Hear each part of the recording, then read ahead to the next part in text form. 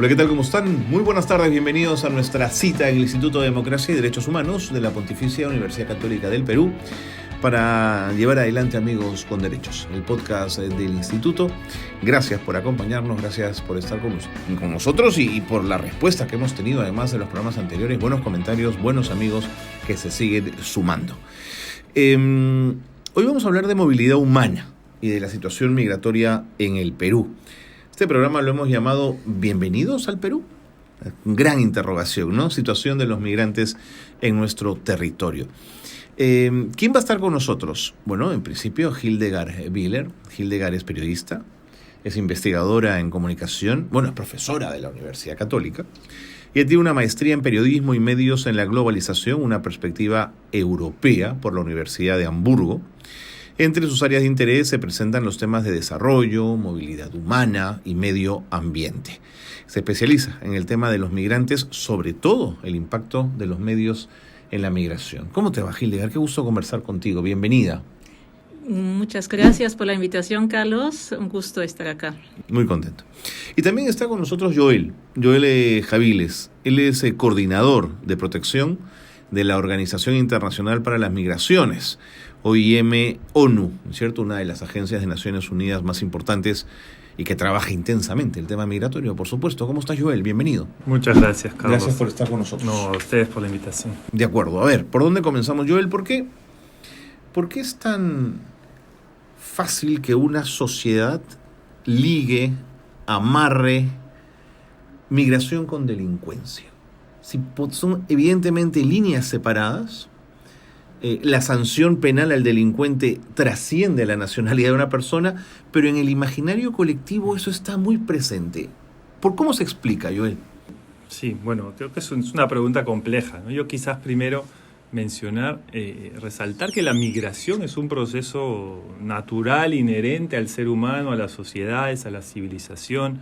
Las personas siempre nos hemos movilizado, siempre han migrado dependiendo de distintos factores, de manera independiente, con sus familias, cruzando fronteras o incluso dentro de un mismo país, ¿no? Por ejemplo, el Perú es un país donde existe una importante migración interna también, ¿no? Entonces, las razones por las que las personas se movilizan pueden ser múltiples, por un lado. Por otro lado, las respuestas de las sociedades que acogen la migración muchas veces pueden estar condicionadas por percepciones, por representaciones, por discursos o narrativas mediáticas o políticas que pueden presentar la migración como una oportunidad, como un beneficio para las comunidades de acogida o, por el contrario, de una manera negativa, ¿no?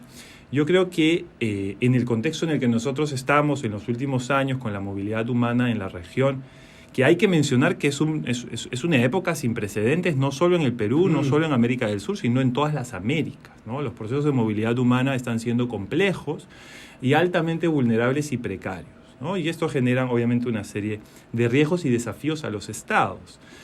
A partir de eso, la percepción muchas veces de la población, las representaciones que se generan, están condicionadas por afirmaciones asociadas a, digamos, la saturación de servicios públicos, el deficiente control migratorio o problemas estructurales precedentes a la movilidad humana. Entonces, muchas veces sociedades que quizás no tienen costumbre o prácticas de acoger migrantes pueden sentirse de alguna manera amenazadas o pueden sentirse preocupadas por la presencia de población que viene de otro país y con la cual necesitamos ahora generar un nuevo acuerdo de convivencia, ¿no? Eso es un desafío y hay que reconocerlo para el Estado y para la sociedad.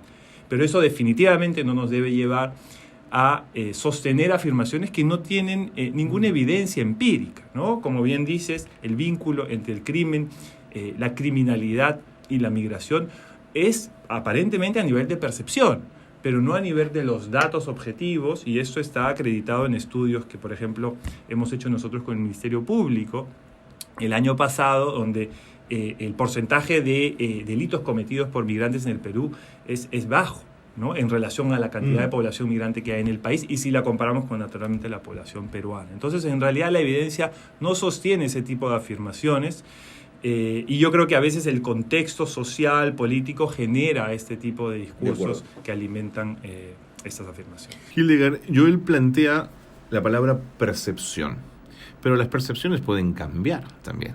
Digamos, el Estados Unidos de inicios del siglo XX era un Estados Unidos muy amable con los que llegaban y al contrario invitaba a ir, frente al Estados Unidos de hoy con el rechazo a la latinidad y a lo que viene desde el sur del continente. Desde los medios de comunicación, ¿es desde donde podemos hacer el profundo cambio de percepciones o no necesariamente ahí pondrías todas las monedas, Hildegard? De pronto algo en educación, de pronto algo en política. ¿Dónde pones las monedas para cambiar percepciones? Bueno, yo creo que todo lo que tú dices es importante, pero la influencia de los medios aquí en el Perú, yo creo que es muy, muy grande en la percepción, y eso basta con ir a un kiosco y ver, digamos, lo que sale ahí en los diarios chicha o cuando abre un noticiero en televisión, ¿no?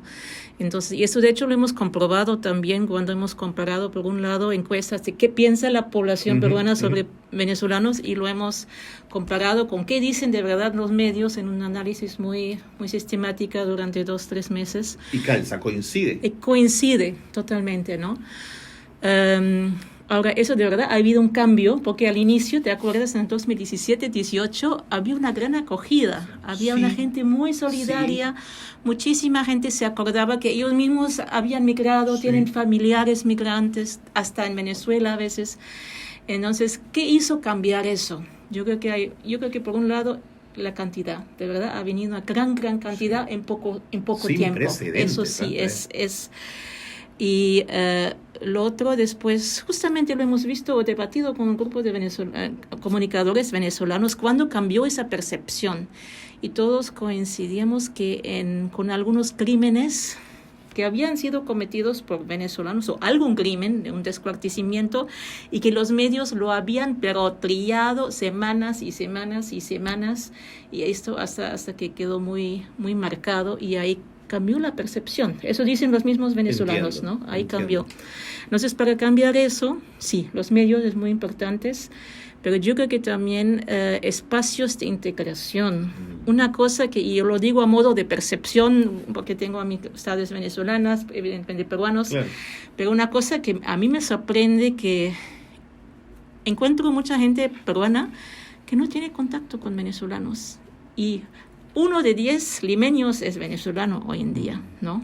Entonces, y tiene el mismo idioma y todo. Entonces, yo creo que es una cosa que sorprendente, y yo creo que por ahí también se podrían crear activamente más espacios de integración, ¿no? Interesante. Estuve en uno de esos espacios en Surquillo, organizado por la Organización Internacional de las Migraciones, justamente donde daban la posibilidad, sobre todo que los más pequeñitos se encontraran ahí, jugaran, más allá de la nacionalidad que tuvieran. Ahora, Joel, pensando en la migración que viene de fuera, la respuesta no puede ser de un solo país, tiene que ser una respuesta articulada. Creo que lo que pasó con Chile, y la forma como Chile expulsó migrantes, nos deja clara evidencia que la acción tiene que ser colectiva.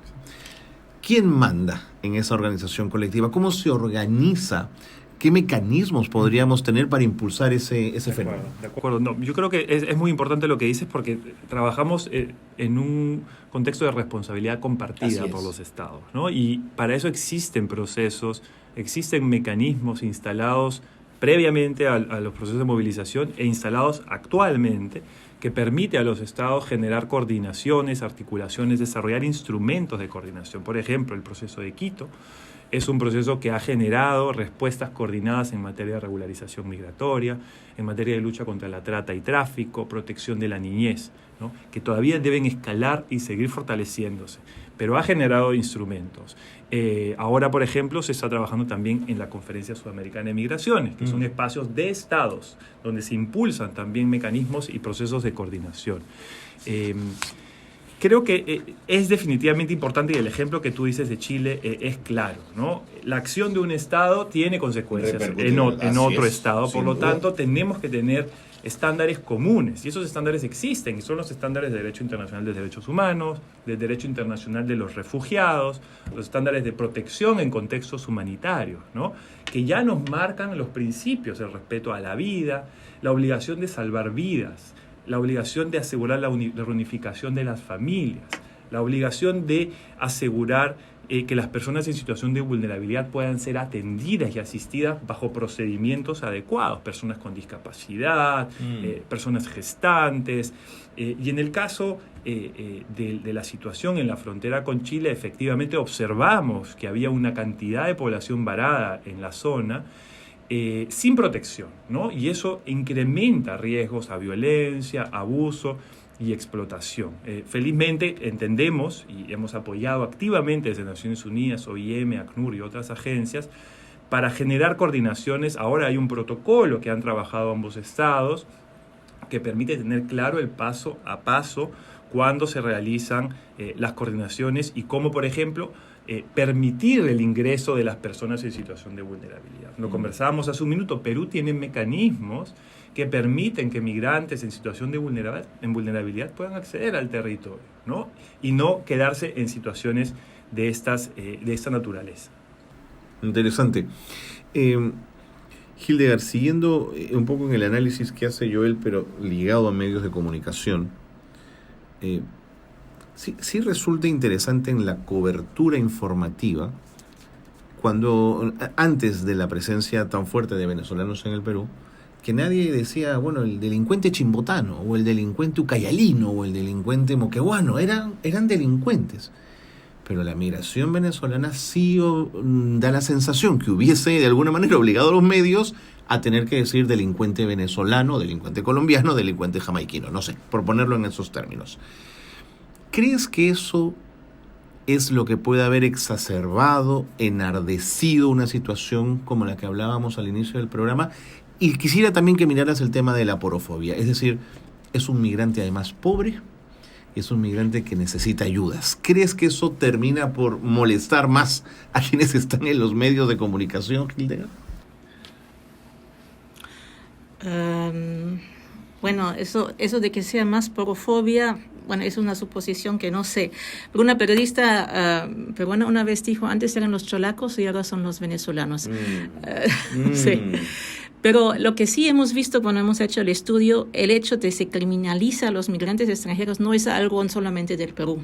Es una dinámica que ya hemos visto en todos los países, existe, y también que se asocia rápidamente a la delincuencia, sobre todo cuando hay un caso espectacular, aunque sea uno, eso da la vuelta.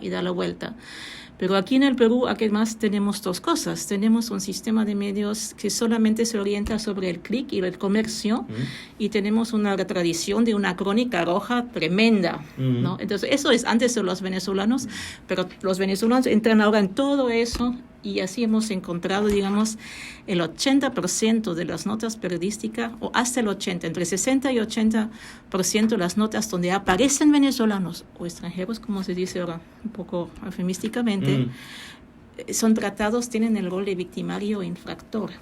Es decir, la gran masa de historias reales de venezolanos que viven aquí, que luchan por hacer su vida, por integrarse, por sobrevivir, no aparece en los medios, ¿no?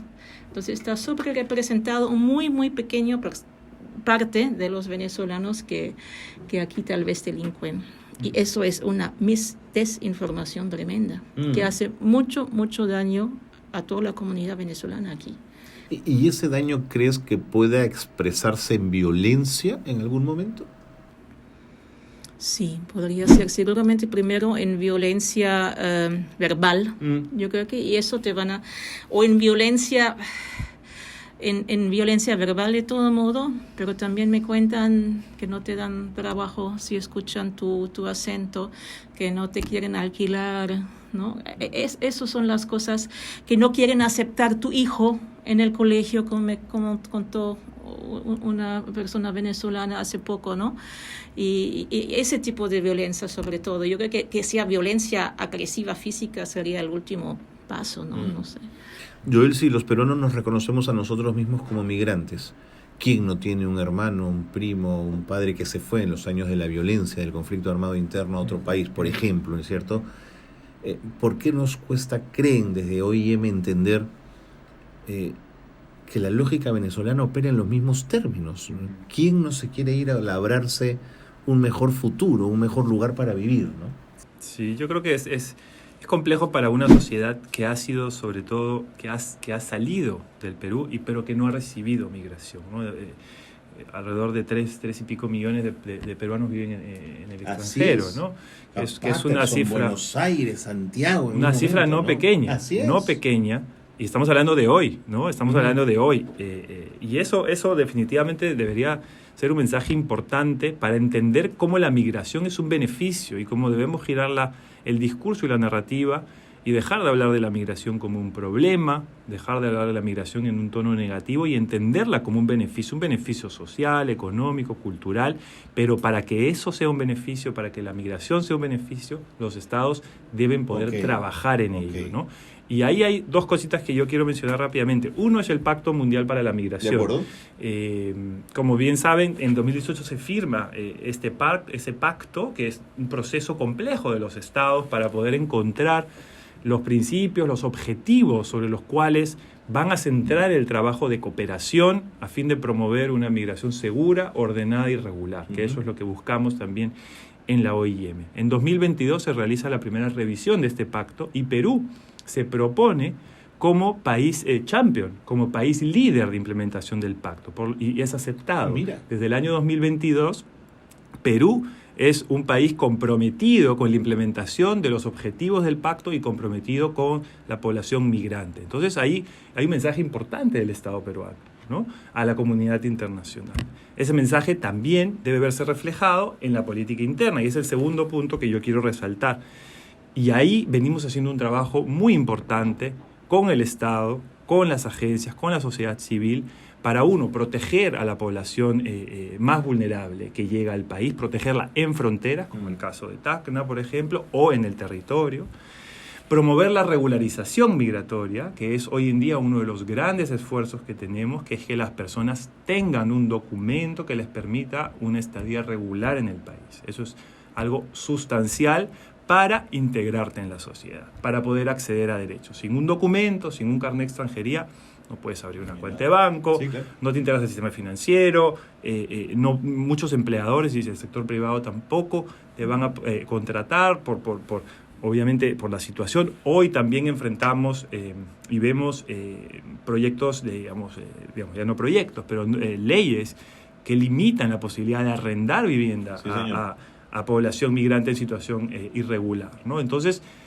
la regularización es hoy fundamental. Y yo, de hecho, aprovecho este espacio para invitar a todos los refugiados, migrantes, población venezolana y de otras nacionalidades que nos escuchan a que inicien sus procesos de regularización migratoria y los que lo necesitan recurran a la amnistía, soliciten a la amnistía de multas, ¿no? Que también es otro factor que muchas veces restringía que las personas accedan a un documento. Pero permíteme, tiene que ser una regularización que entienda que también el país de donde vienen no ha agilizado trámites para que ellos puedan tener un DNI actualizado que les permita tener esa legalidad en el país. Entonces, claro, si ellos van a regularizarse, pero el DNI en la embajada o en el consulado de Venezuela no ha sido puesto en valor, ¿de qué hablamos, Joel? Sí, hoy en día, con las nuevas normas que han sido emitidas hace 10, 14 días más o menos, eso se ha facilitado. Se ha facilitado el proceso, las personas pueden acceder en una primera instancia a un carnet de permiso temporal.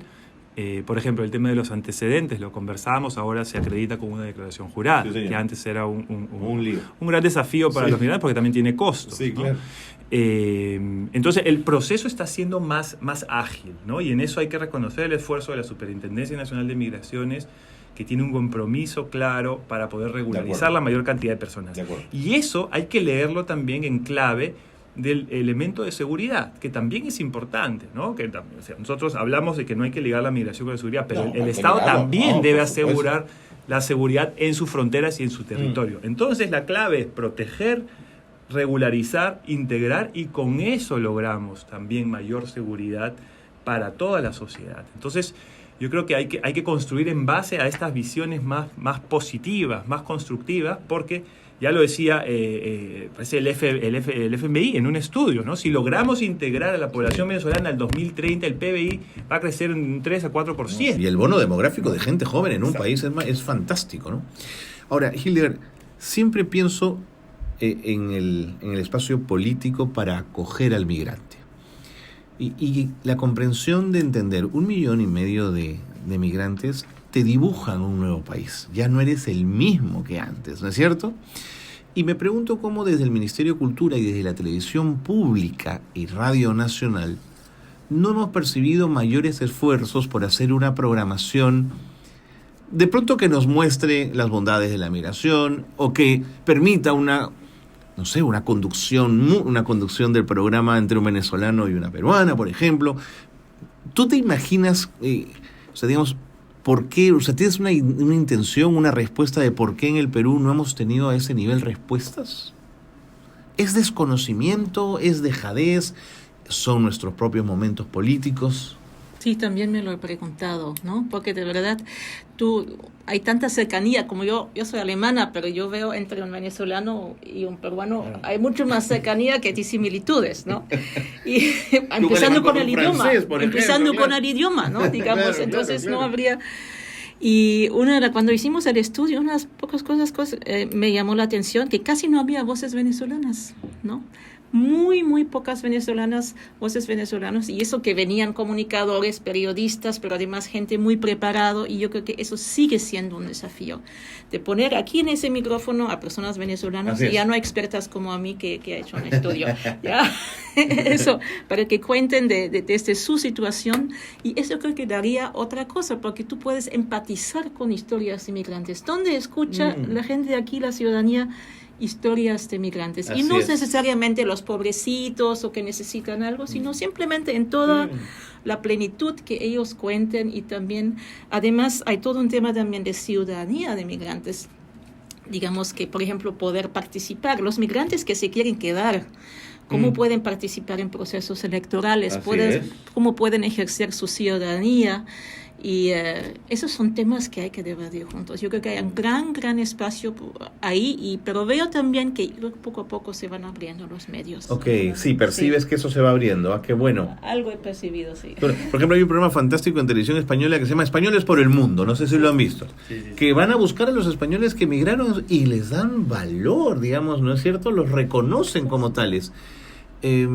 Por eso quería hablar de la porofobia, en el sentido, Joel, de el hecho de ser migrante y pobre. ¿Crees que hace más compleja la situación? Yo creo que en la medida que el perfil del migrante represente un reto para acceder a servicios públicos, para generar medios de vida, y lo que hemos visto en la movilidad, la migración venezolana, digamos, el proceso de movilidad, es que ha tenido distintos perfiles en momentos distintos. Es verdad, ¿no? Es verdad. Pero creo que sí es importante anotar, y acá tengo algunos datos que me gustaría compartir, que son importantes, que quizás reflejan hacia dónde podemos ir, ¿no? La población migrante definitivamente sabemos que aporta con conocimiento y fuerza de trabajo, ¿no? Lo que hablábamos, enriquece la diversidad cultural, enriquece y promueve la innovación. En Perú, 73% de los venezolanos están en edad de trabajar.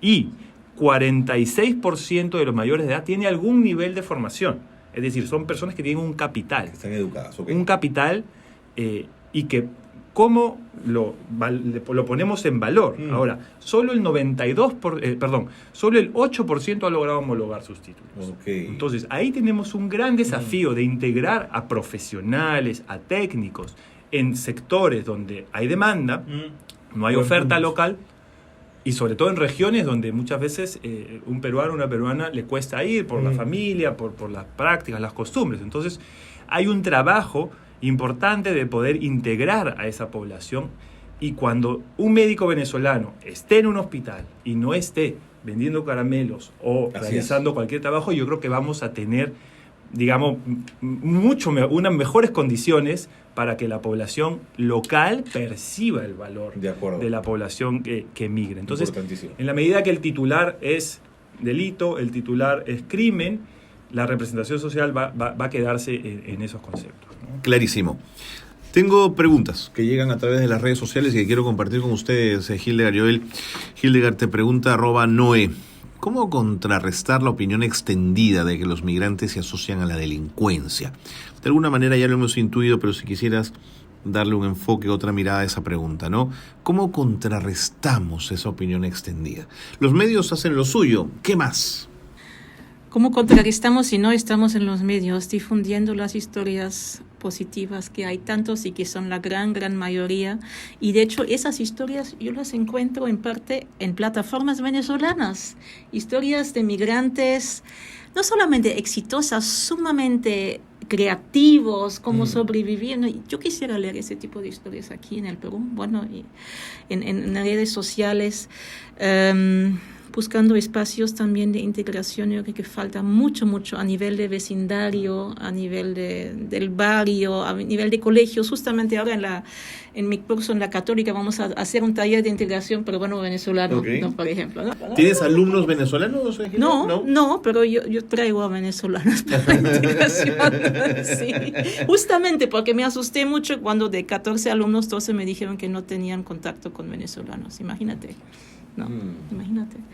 Y otros también un poco son excepciones. Sí. Entonces, por ahí creo que tiene que ir. Además, digamos que hay unas pautas para los medios que ya para periodistas y los editores y los dueños de medios también. Yo creo que ahí, por los medios, yo espero que también algunas entidades de autorregulación de los medios o colegios de periodistas, gremios, ahí también se expresen, ¿no? Porque es algo que es antiético lo que está pasando aquí. Pensaba también en la necesidad del espacio público. En la Costa Verde había un espacio vacío y grupos de venezolanos lo convirtieron en un diamante para jugar al béisbol. Y muchos de esos muchachos hoy día nutren las selecciones peruanas de softball o de béisbol. Es decir, de eso estamos hablando, ¿no es cierto? Exacto. Esas son las historias positivas. O los músicos, mira. Los músicos. Es una historia fantástica, ¿no? De los músicos venezolanos que cómo apoyan acá. Y también hay muchas otras cosas creativas. Yo te puedo pasar algunos links. Dale. Justamente de periodistas favor, venezolanos Joel, que están aquí.